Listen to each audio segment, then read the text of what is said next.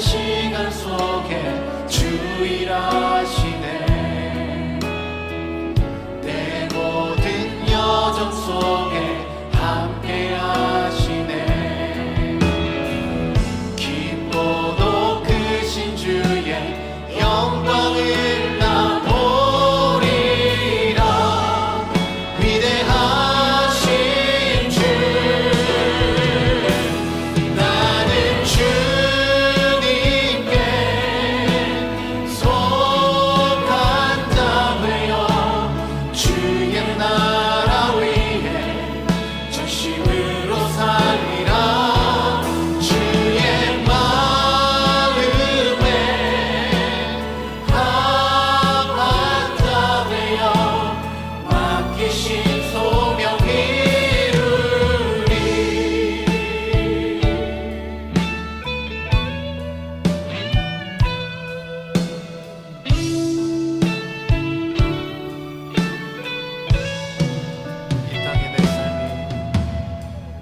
이 땅의 내 삶이 비록 버겁더라도 주님의 선하심 나 믿으며 가리. 이 작은 자통에 주가 이뤄가시니 감사로 사는 삶 나 살기 원하네. 내 삶의 시간 속에 주 일하시네.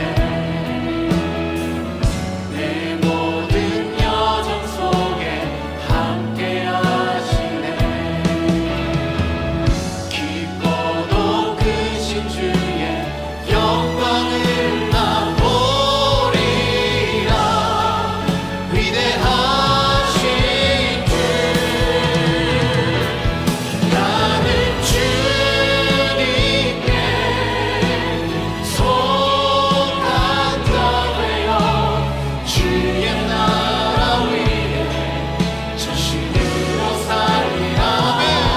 주의 마음에 합한 자 되어 맡기신 소명 이루리. 다시 한번 나는 주님께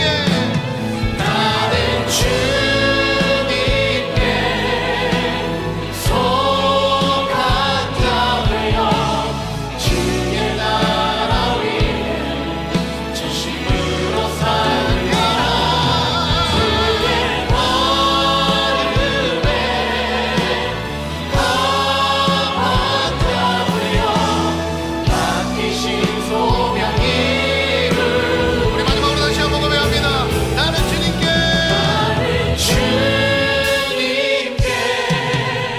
속한 자 되어 주의 나라 위에 전심으로 살리라.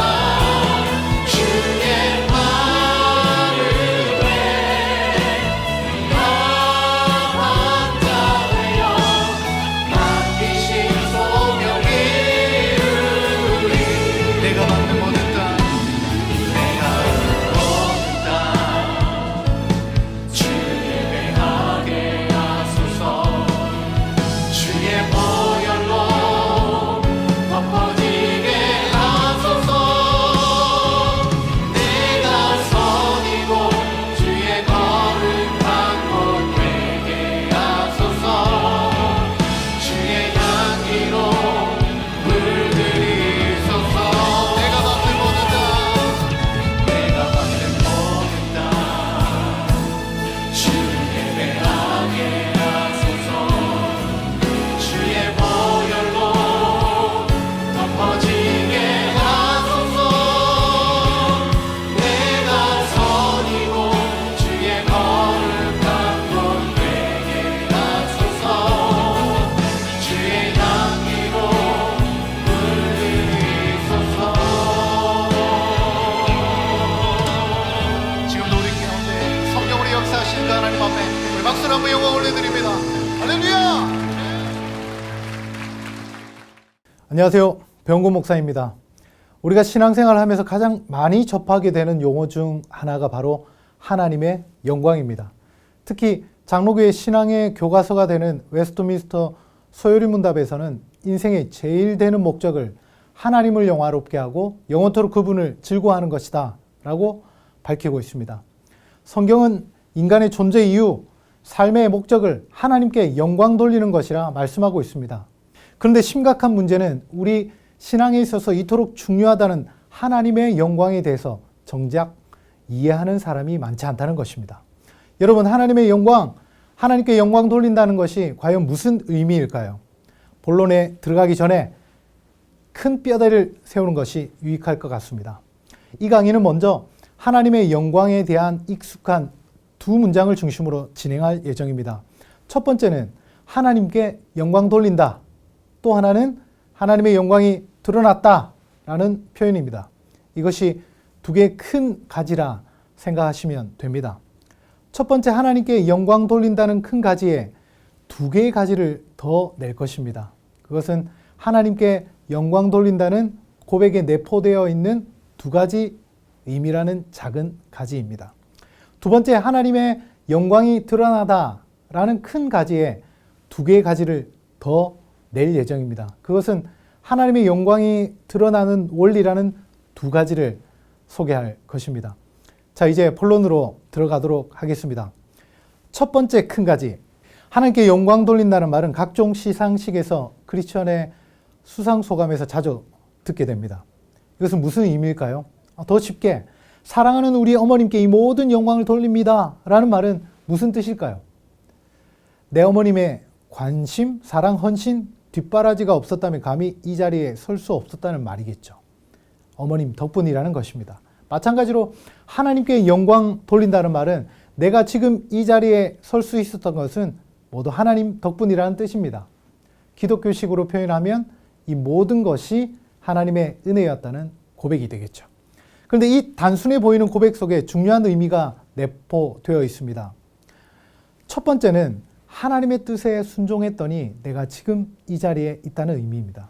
예를 들어 크리스천이라 자처하는 사람이 자신의 성공을 위해 예배를 등한시하고 불법과 속임수를 마다하지 않았다면 어떨까요? 그런 사람이 하나님께 영광 돌린다 이런 고백해도 될까요? 안 됩니다. 오히려 하나님의 이름을 더럽히는 꼴이 되고 말 것입니다. 그래서 크리스천은 매사에 결과만 생각할 것이 아니라 그 과정 또한 거룩해야 한다는 것입니다. 하나님께 영광 돌린다는 고백 속에 있는 중요한 의미 두 번째는 자신에게 주어진 영광, 즉 명예, 지위, 힘을 하나님을 위해 사용하겠다는 의미가 되겠습니다. 예를 들어 유명한 크리스천 영화 배우가 성경의 가르침을 대적하는 내용의 영화를 찍는다고 생각해 보십시오. 지금까지 보지 못했던 변태적인 음란물이나 동성애를 부추기는 영화 등의 배역을 맡았다면 어떨까요? 하나님께 영광을 돌린다 고백하는 크리스천이 하나님을 대적하면서 자기 욕심을 위해 자신의 영광을 사용해서는 안 된다는 것입니다. 진정 하나님께 영광 돌린다 고백하는 신앙인은 하나님의 뜻이 세워지며 이웃을 섬기는 일에 자신의 명예, 지위, 힘을 사용해야 합니다. 지금까지는 하나님께 영광 돌리다 라는 말에 대해서 살펴보았습니다. 다음 주제로 넘어가도록 하겠습니다. 하나님의 영광과 관련된 가장 많이 쓰는 표현 중 하나가 바로 하나님의 영광이 드러났다라는 말입니다. 두 번째 큰 가지, 하나님의 영광이 드러났다는 것은 무슨 의미일까요? 하나님의 영광이라는 말은 하나님의 거룩한 속성과 성품이 나타났다는 의미입니다. 더 쉽게 이야기하자면 어떤 사건을 통해 하나님의 살아계심을 소름 돋도록 경험하는 것을 말합니다. 여러분 아시는 것처럼 하나님은 영이십니다. 일단 하나님은 눈으로 볼 수 없는 분이고 또한 어떤 것으로 규정할 수 없는 존재라는 것입니다. 그렇다면 어떻게 하나님의 영광이 드러날까요? 로마서 1장 20절 말씀입니다. 창세로부터 그의 보이지 아니하는 것, 곧 그의 영원하신 능력과 신성이 그가 만드신 만물에 분명히 보여 알려졌나니 그러므로 그들이 핑계하지 못할지니라. 아멘. 바로 이 세상의 모든 피조물들이 하나님의 거룩한 속성과 성품을 드러냅니다. 예를 들어 광활한 우주를 볼 때 우리는 창조주 하나님의 살아계심과 광대하심을 경험하게 됩니다. 그렇다면 피조물 가운데 하나님의 영광을 가장 선명하게 드러낼 수 있는 존재는 무엇일까요? 바로 인간입니다. 왜냐하면 인간만이 유일하게 하나님의 형상을 따라 창조되었기 때문입니다. 인간은 하나님의 속성과 성품을 가장 명확하게 드러낼 수 있도록 지음받은 특별한 존재입니다. 그렇다면 어떻게 사람들을 통해 하나님의 영광이 드러날까요? 두 가지만 살펴보겠습니다. 하나님의 영광이 드러나는 원리 첫 번째, 하나님만 하실 수 있을 때 나타납니다. 여러분들이 잘 아는 기드온과 300용사의 예를 들어보겠습니다. 겁쟁이 기드온이 하나님의 부르심을 받고 미디안 족속과 싸우기 위해 이스라엘 백성들을 모집했습니다. 3만 2천 명이 모였습니다. 물론 미디안 족속을 상대하기는 턱없이 부족한 인원이었습니다. 그런데 하나님께서 숫자가 너무 많다며 2만 2천 명을 돌려보내고 1만 명을 남겼습니다. 그래도 많다면 300명을 남기고 9,700명을 돌려보냈습니다. 성경 그 이유를 이렇게 밝히고 있습니다. 이스라엘이 스스로 자랑하기를 내 손이 나를 구원하였다 할까 함이니라. 아멘. 1만 명으로 미디안 족속을 싸워 이기면 우리의 초월적인 투지와 뛰어난 전술 전략으로 이겼다고 떠벌리게 된다는 것입니다. 하나님의 영광은 온데간데 없고 온통 자기 업적을 높일 것이 뻔하다는 것입니다. 결국 이스라엘은 항아리와 횃불 그리고 함성을 지르는 300명으로 미디안을 초토화시켰습니다. 이런 상황에서 누가 이스라엘 300명의 항아리 부대의 투지와 전략이 승리를 이끌어냈다고 말할 수 있겠습니까? 이 전장이 끝나고 이스라엘 백성도 심지어 주변의 많은 이방 민족들조차도 이것은 이스라엘 백성이 아니라 그들이 믿는 여호와 하나님이 하신 일이라 인정할 수밖에 없었습니다. 이것이 하나님의 영광이 드러나는 원리입니다. 여러분, 신앙에 있어서는 플랜 B란 없습니다. 전적으로 주님만을 의지할 때 하나님의 역사를 경험할 수 있는 것입니다. 하나님의 영광이 드러나는 원리 두 번째는 십자가의 삶을 살아낼 때 나타납니다. 자, 질문 들어갑니다. 인류 역사상 하나님이 어떤 분이신지 가장 완벽하게 드러낸 사람은 누구일까요? 모세? 다윗? 윤영도 목사님? 김창근 목사님? 심지어 조규준 목사님? 아닙니다.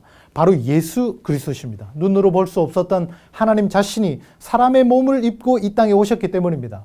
예수님의 가르침과 섬김을 통해 하나님이 어떤 분이신지 직접 보여주셨습니다. 아버지 하나님을 보여달라던 빌립에게 나를 본 자는 아버지를 보았거늘 어찌하여 아버지를 보이라 하느냐? 주님 대답하셨습니다. 요한복음 17장 21절 22절 말씀입니다. 아버지께서 내 안에 내가 아버지 안에 있는 것 같이 저희도 다 하나가 되어 우리 안에 있게 하사 세상으로 아버지께서 나를 보내신 것을 믿게 하옵소서. 내게 주신 영광을 내가 저희에게 주었사오니 이는 우리가 하나 된 것 같이 저희도 하나 되게 하려 함이니이다.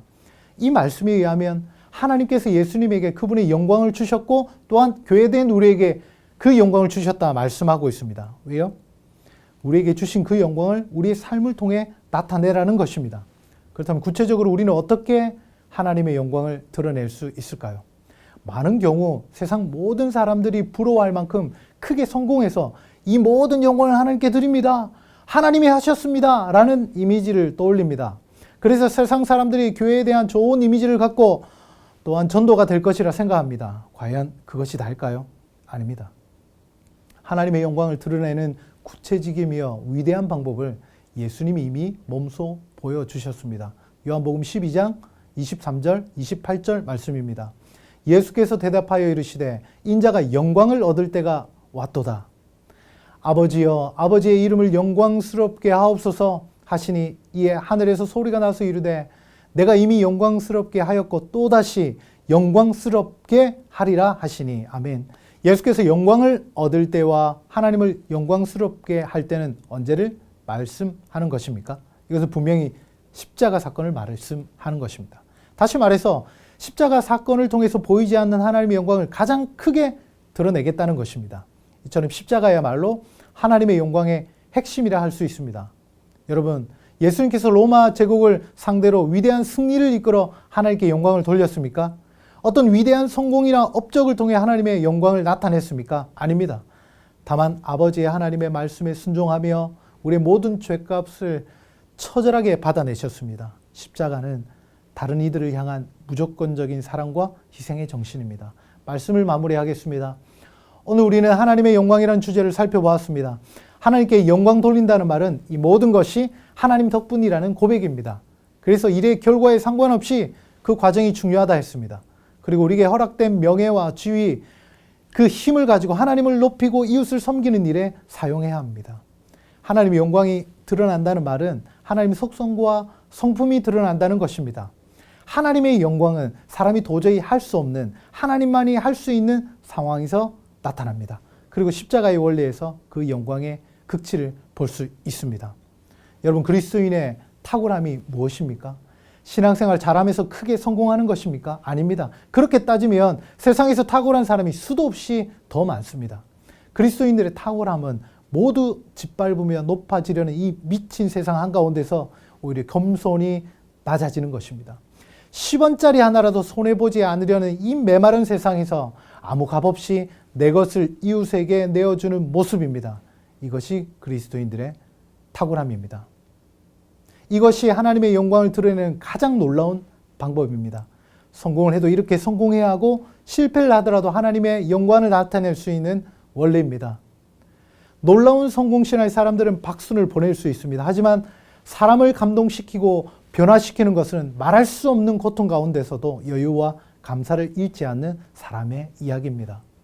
여러분은 세상에서 구별된 탁월한 그리스도인들입니까? 아니면 세상을 더 닮지 못해 안달난 인생의 길을 잃은 종교인입니까? 아무쪼록 하나님께 진정한 영광을 돌리며 하나님의 하나님 되시면 그 영광을 나타내는 여러분 인생 되시길 예수님의 이름으로 축복합니다. 감사합니다.